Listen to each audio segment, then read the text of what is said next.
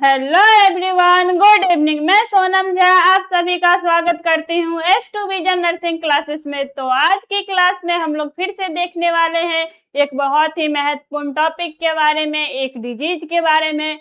तो आज की क्लास में हम लोग देखेंगे कि मम्प्स क्या है, ये कैसे फैलते हैं, इसके क्या लक्षण है, क्या उपचार है, क्या बचाव है, साथ ही साथ कौन से वैक्सीन दिए जाते हैं।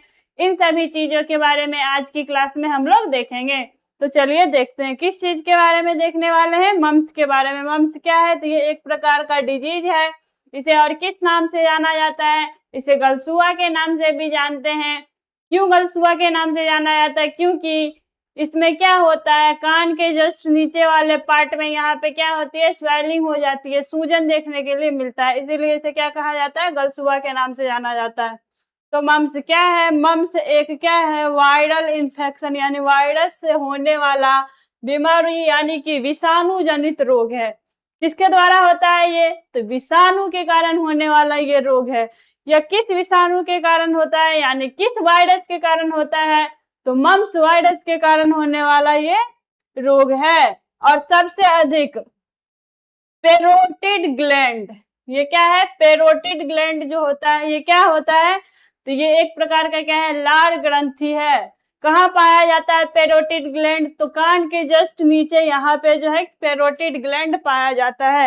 ये वाला जो पार्ट है इसे ही क्या कहते हैं, कान के जस्ट नीचे वाले पार्ट में क्या होता है, पेरोटिड ग्लैंड होता है। ये क्या करता है, ये लार उत्पन्न करने का काम करता है। तो यहीं पे क्या होती है, स्वेलिंग हो जाती है। इस डिजीज में क्या होता है, यहीं पे स्वेलिंग हो जाती है, यहीं पे स्वेलिंग हो जाती है। लार बनने वाली सबसे बड़ी ग्रंथि कौन सी है? तो यही है पेरोटिड ग्लैंड। क्या है, लार बनाने वाली सबसे बड़ी ग्रंथि है। तो इसको क्या करता है, इस डिजीज में जो होता है इसे ही प्रभावित करता है। किसे प्रभावित करता है? पेरोटिड ग्लैंड को प्रभावित करता है। मम्प्स वायरस क्या करता है, पेरोटिड ग्लैंड को प्रभावित करता है।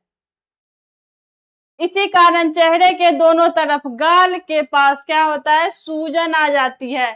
गाल के पास दोनों साइड क्या होता है, सूजन आ जाती है। इसी के कारण इस तरह से क्या होता है, सूजन देखने को मिलते हैं।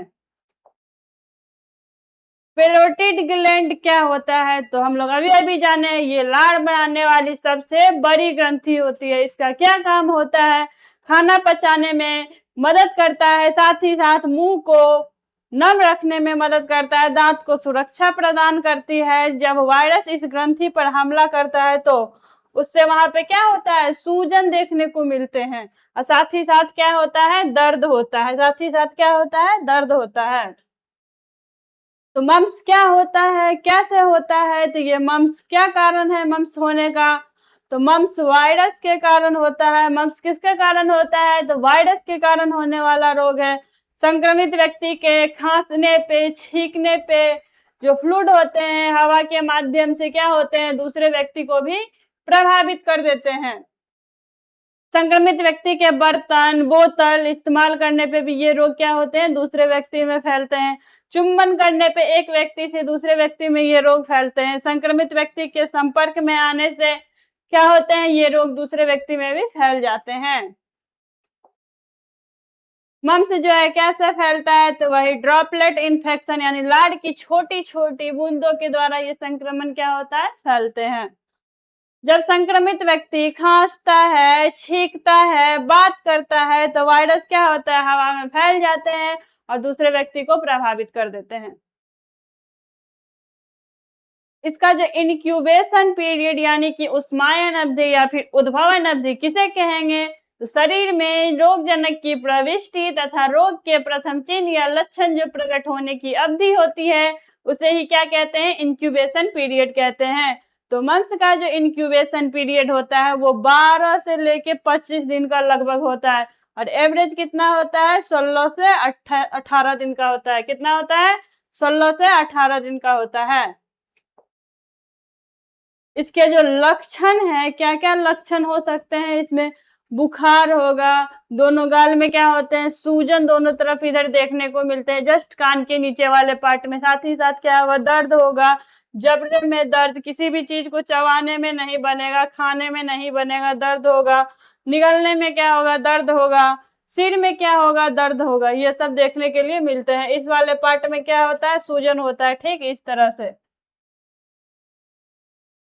वीकनेस यानी कि कमजोरी होगी, भूख कम लगेगा, मांसपेशियों में क्या होगा, दर्द, और कान के पास यहाँ पे क्या होता है, दर्द होता है इसमें। इसकी पहचान कैसे करेंगे? डॉक्टर आमतौर पर चेहरे की सूजन को देखकर पहचान करते हैं, मरीज के लक्षण को पूछकर पहचान करते हैं, जरूरत पड़ने पर क्या होता है, जांच भी किए जाते हैं। कौन कौन सी जांच होती है इसमें? ब्लड टेस्ट यानी खून की जांच किया जाता है, विशेष एंटीबॉडीज की जांच की जाती है, वायरस की जांच की जाती है, लार की जांच की जाती है। यदि लार में वायरस पाया जा रहा है तो पता चल जाएगा कि उस व्यक्ति को क्या है, मम्स है। मम्स का इलाज वायरस खत्म करने की कोई विशेष दवा नहीं है। इसका जो मुख्य रूप से जो, यदि किसी को डिजीज हो गया है तो मुख्य रूप से तो इलाज नहीं है, लेकिन इलाज में जैसे कि बुखार है तो पीसीएम दिया जाएगा, बहुत ही ज्यादा दर्द है तो दर्द की दवा दी जाएगी, खूब पानी पीना है, नरम भोजन लेना है, तरल पदार्थों का सेवन करना है, डॉक्टर की सलाह के अनुसार क्या है, कुछ दवाई लेनी है, साथ ही साथ गर्म या फिर ठंडी सिकाई करनी है। इसमें क्या क्या खाना चाहिए? इसमें तरल पदार्थ में जैसे कि खिचड़ी हो गया, दाल, दही, सूप, केला, नरम भोजन, दलिया, नारियल का पानी, और क्या करना है, खूब पानी पीना है। इसमें क्या क्या नहीं खाना चाहिए? क्या क्या नहीं खाना चाहिए? खट्टा सामान नहीं खाना है, नींबू नहीं खाना है, संतरा नहीं खाना है, अचार नहीं खाना है। क्यों नहीं खाना है? क्योंकि पैरोटिड ग्लैंड जो होता है वो क्या करता है, बहुत ही ज्यादा लार का उत्पादन करता है इन सभी चीजों के खाने पे, तो उस टाइम क्या होगी, समस्या होगी। बहुत मसालेदार खाना नहीं खाना है, कठोर भोजन नहीं खाना है, कोल्ड ड्रिंक नहीं पीनी है। इससे बचाव के लिए क्या सबसे अच्छा क्या है उपाय? मोस्ट बीबीआई क्या है, वैक्सीन लगवाना। कौन सा वैक्सीन? तो MMR यानी 3 बीमारी से बचाता है, मिजल्स, मम्स और रूबेला। MMR का वैक्सीन लगवाना चाहिए, मिजल्स, मम्स और रूबेला, MMR का वैक्सीन लगवाया जाता है। MMR का वैक्सीन कब लगाया जाता है? भारत में सामान्य रूप से पहली डोज जो होती है MMR का 9 से लेके 12 माह की उम्र में बच्चे को दी जाती है। कितना? 9 से 12 माह में। राष्ट्रीय कार्यक्रम और डॉक्टर की सलाह के अनुसार क्या होता है, 9 से 12 माह में बच्चे को लगाया जाता है। दूसरी डोज 15 से 18 मंथ में लगाया जाता है, दूसरी डोज 15 से 18 मंथ में। और फिर बूस्टर लगाया जाता है, 4 से 6 वर्ष की अवस्था में क्या होता है, बूस्टर डोज लगाया जाता है। कौन सा वैक्सीन? तो MMR यानी मीजल्स, मम्स और रूबेला। MMR मीजल्स, मम्स और रूबेला 3 रोगों से क्या करता है, बचाता है। अन्य बचाव में क्या करेंगे? हाथ धोना है, मास्क पहनना है, संक्रमित व्यक्ति से दूर रहना है, अलग बर्तन में खाना खाना है, मरीज को क्या करना है, अलग बर्तन में खाना देना है, खांसते समय क्या करना है, मरीज को अपने मुंह को ढक के रखना है ताकि दूसरे व्यक्ति क्या हो, प्रभावित ना हो। कितने दिन तक रहता है मम्स? लगभग 7 से 10 दिन तक सूजन कम होने लगते हैं। 7 से 10 दिन तक में क्या होते हैं, इसके जो सूजन है कम होने लगते हैं। पूरी तरह ठीक होने में 2 से 3 सप्ताह लग सकते हैं। इसमें जो कॉम्प्लिकेशंस होते हैं, जटिलताएं होते हैं, कुछ मरीजों में अंडकोश में सूजन देखने को मिलते हैं, महिलाओं में अंडाशय की सूजन देखने को मिलते हैं, मस्तिष्क की झिल्लियों में सूजन यानी मेनिंजाइटिस जैसी समस्या भी देखने को मिलते हैं। मस्तिष्क की सूजन, अग्नाशय की सूजन, सुनने की क्षमता क्या होती है, कम हो जाती है। ये कम मामलों में होते हैं लेकिन गंभीर हो सकते हैं।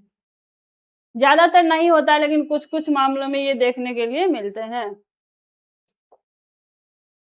डॉक्टर के पास कब जाना चाहिए? बहुत तेज यदि बुखार है, सांस लेने में बहुत ही ज्यादा तकलीफ हो रही है, बहुत ज्यादा सूजन है, बार बार उल्टी आ रही है, बेहोश हो रहा है मरीज, गर्दन अकड़ गई है, तेज सिर दर्द है तो तुरंत क्या करना है, डॉक्टर के पास जाना है।